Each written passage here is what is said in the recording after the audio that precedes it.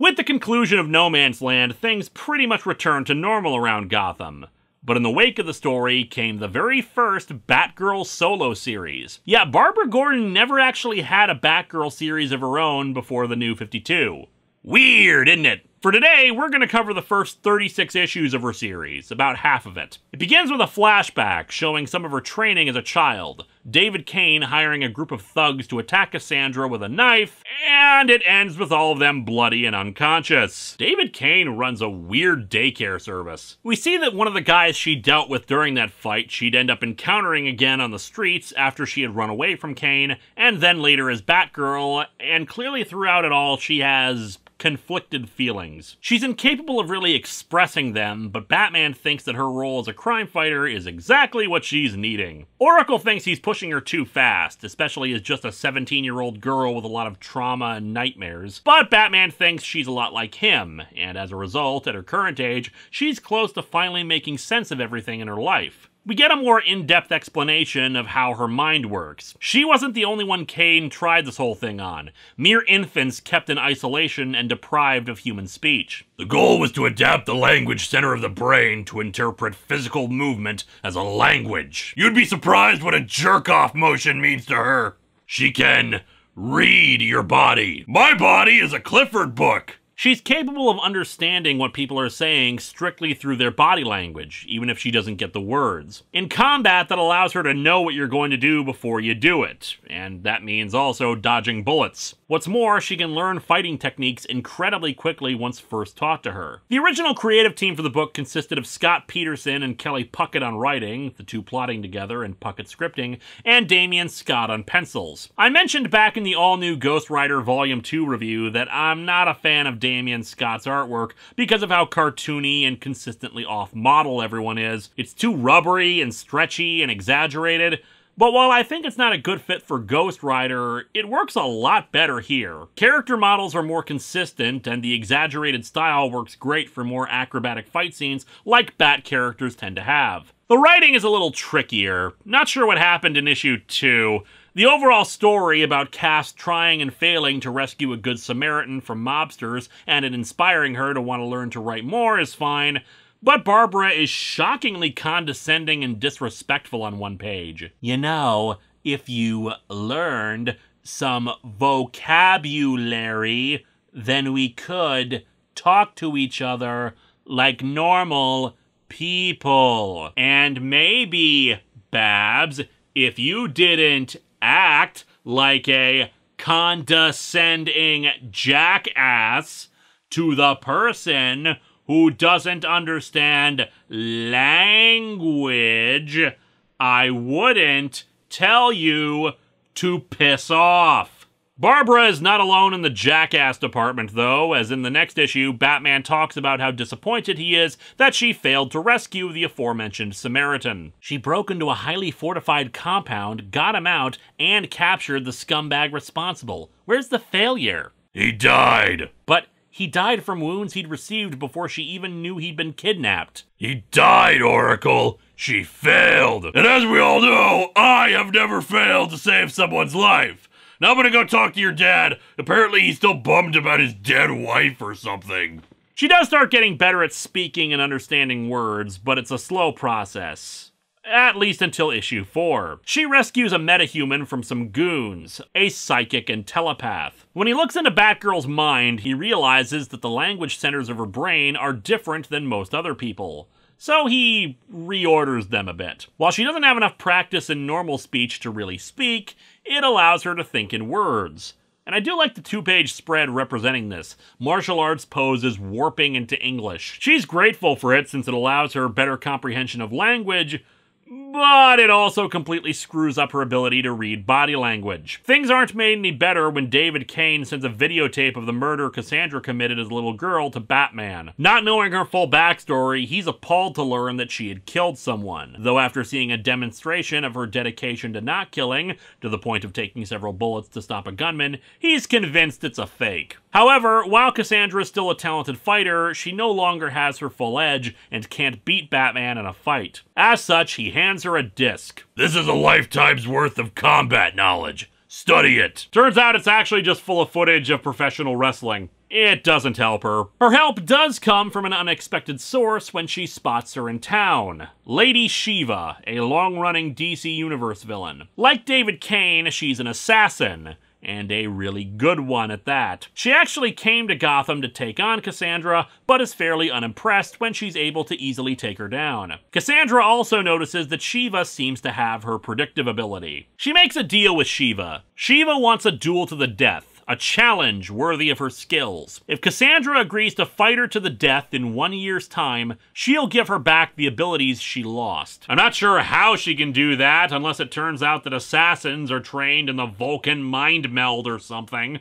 Cassandra refuses to ever take another life, so she knows that if she agrees to this, Shiva is going to kill her. Mediocre for a lifetime, or perfect for a year. Moderately average for 5. She agrees and defeats Batman, though it's clear to him that something happened to get her to restore her abilities. It's actually fun revisiting this period in comics as I read these early issues, and I'll explain why. For those of you who are newer around here, I have a rule with this show. I don't review a comic unless it's been out for at least a year. The main reason for this is because when something is first released, passions are high. We make snap judgments of it. Plus, I schedule these episodes 6 months in advance, and well, I can't know automatically that something is going to be horrible. However, if you give it some time, you may notice stuff you didn't realize before, or something you thought was good or bad ages in a way that makes your opinion change. That's the main reason I don't review very many modern comics these days. That being said, a problem with reviewing modern comics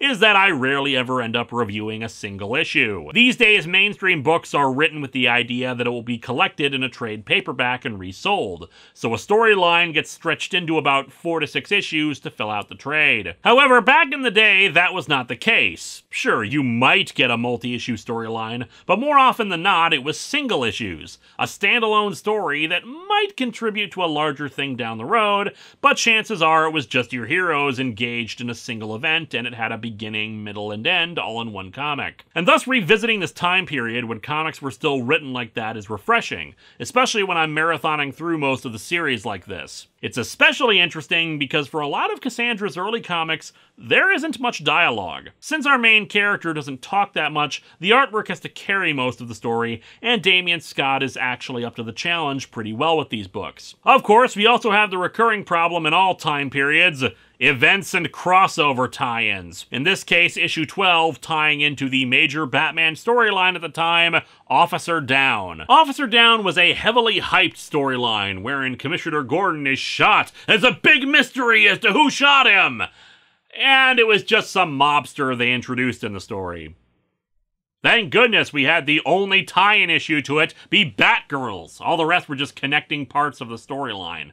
I don't even know why it needed a tie-in. It informs nothing about the story, doesn't expand any information we didn't already know, and it doesn't tell us of anything new about Cassandra's character. It's just there. Issue 13, by contrast, begins a storyline where Cassandra rescues a sniper being pursued by his government bosses. And said bosses are pretty evil, and not particularly subtle about it, confessing to him that the people he thought were terrorists were not at all. What? But why, then? Why? Son, we are the most powerful nation on the planet. The secret movement of our state are a sum of wheels within wheels within wheels. Wait, are you the stupid bead man from Holy Terror who said Al-Qaeda's machinations were so vast and indescribable? You are the smallest part of one of the smaller cogs of one of those wheels. I don't have the time it would take to explain why those people had to die. Those people took your parking space at one time or another, didn't they?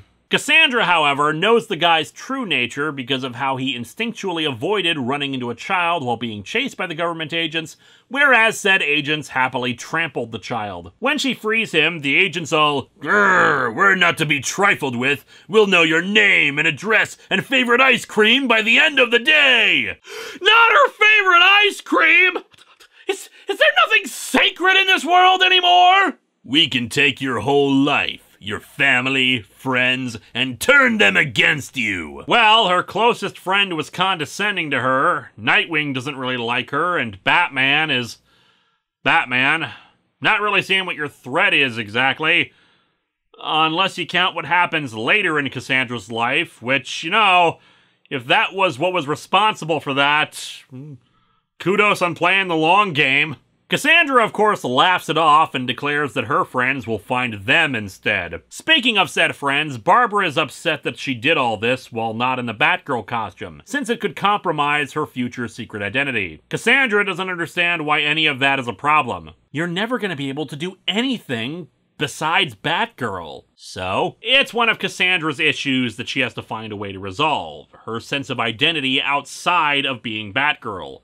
Fighting crime is a good thing, saving lives is a good thing, but she has to have something for herself beyond that or she'll self-destruct. Unfortunately, the sniper is murdered when he makes a brief call to his mother, which was all the government needed to track him down. She beats up the hit squad who did it, and they plan to follow up on it later. A lot of Cassandra's stories end like this, in tragedy and heartbreak, but unlike in No Man's Land, it works since it's about an individual's quest versus the grand sweeping epic that suddenly decided it needed someone dying in order to make it mean something or whatever garbage excuse. It doesn't break her, it just makes her more devoted. In the next issue, another standalone, a mad scientist's device constructs a scenario in your mind, a fantasy that would make you want to kill. When others are subjected to it, it takes a bit of time for them to be ready to actually murder someone, but for Batgirl, it took only a second. All it took was Batman being murdered to get her ready to kill again.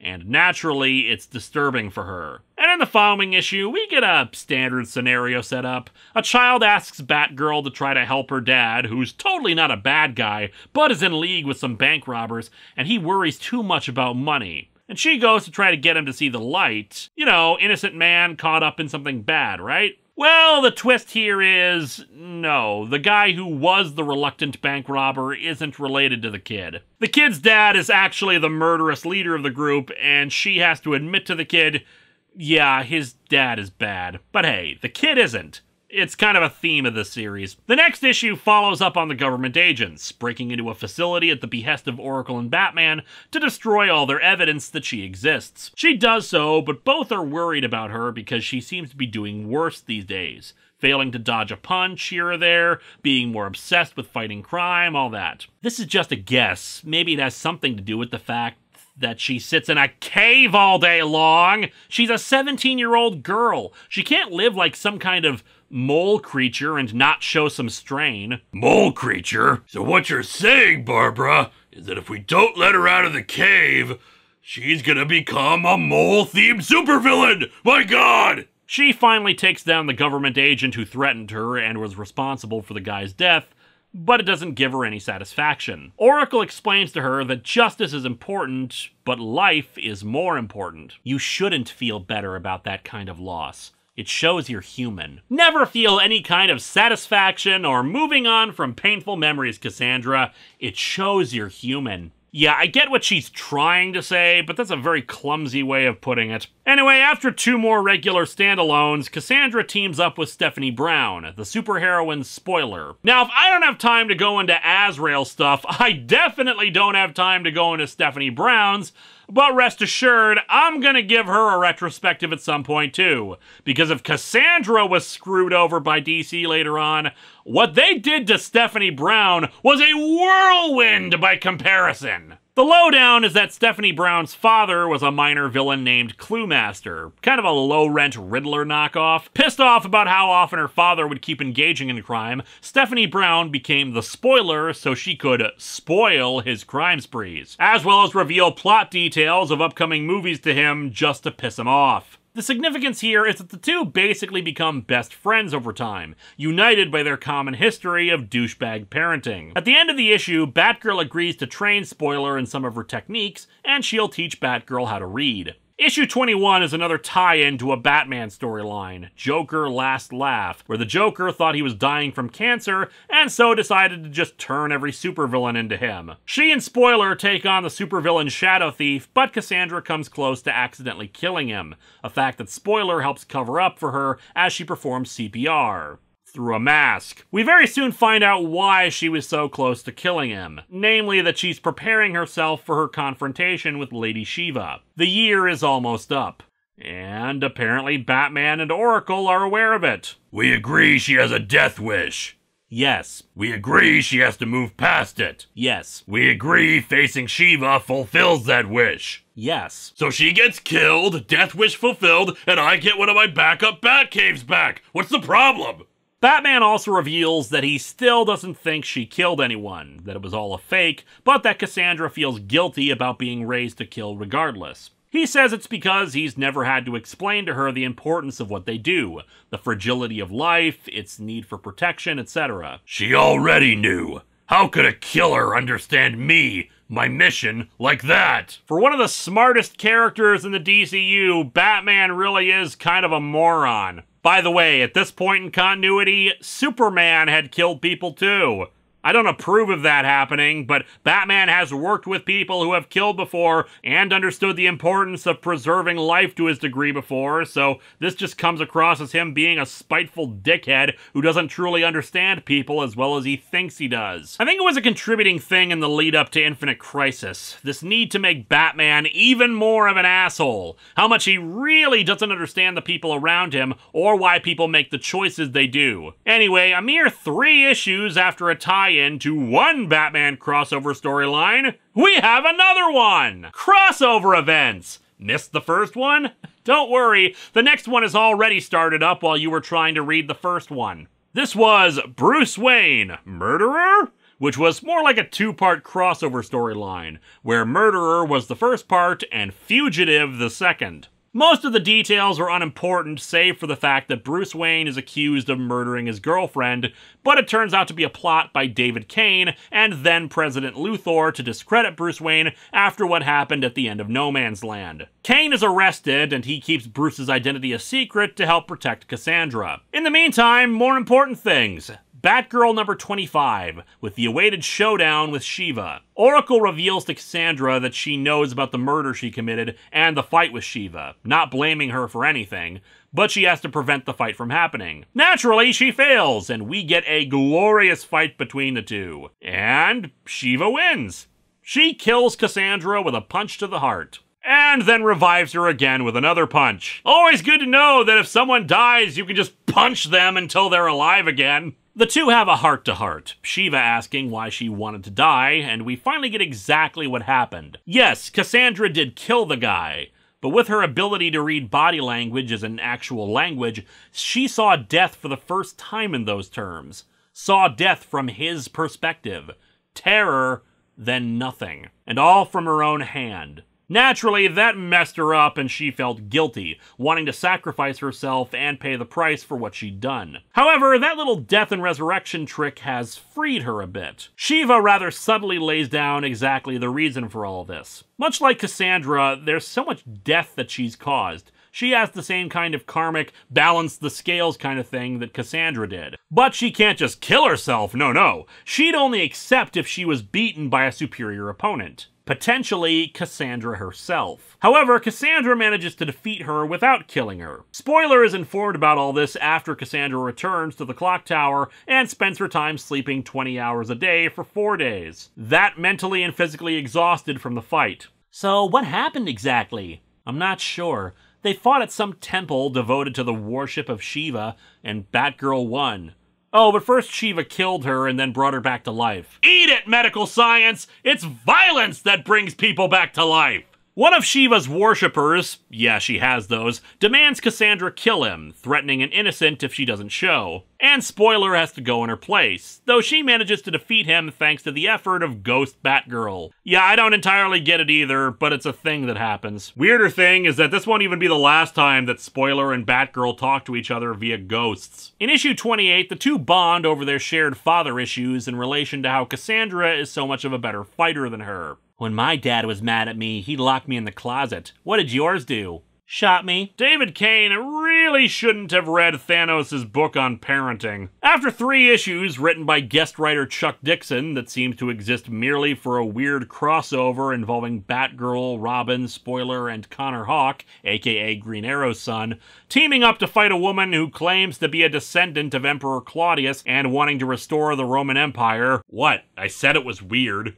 Batgirl goes on the trail of someone named Alpha, whose identity is a secret to everyone except David Cain. They set up a way to get Cassandra into the prison they're holding Cain so she can ask him about Alpha, but instead she just gets angry and attacks him. Batman forgives her though, because he has to not be a dick sometimes for people to actually respect him. After a standalone, we finally meet Alpha, an assassin and mercenary suffering from amnesia. Batgirl convinces him to help her, especially because in his amnesiac state, he's convinced he's some kind of secret agent. With his help, they discover a nuclear bomb that was planted outside the city that would once again shift the tectonic plates and bring another earthquake to Gotham, but his memory is restored. He thinks he's beyond anything better than what he is, a killer, but she takes off her mask and reveals herself as the child Cain taught, and that convinces him otherwise, disabling the bomb and running off to retire. And that's where we're gonna leave off for now. When the Cassandra Caintrospective resumes, we'll cover the final half of her solo series. You know, before everything went off the rails for her. In the meantime, I've got a plane to catch and a party at a mansion to go to.